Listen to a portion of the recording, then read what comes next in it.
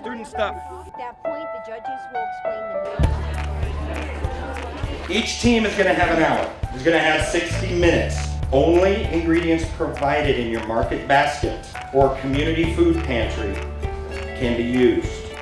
Culinary careers are really, really exciting, and and frankly, cooking out of a recipe book is fun to an extent, but it's not necessarily exciting.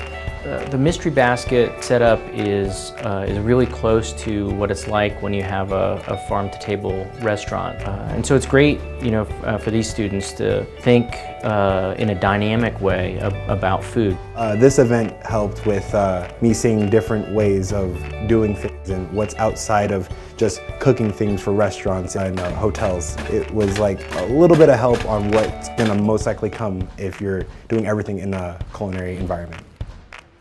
Test the patience, you're working around a lot of people in such a small area.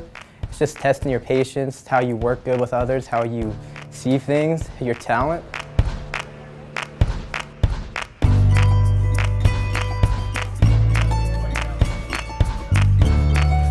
I think the biggest takeaway is I'm always impressed with what high school students can come up with, and I'm always impressed with their teamwork.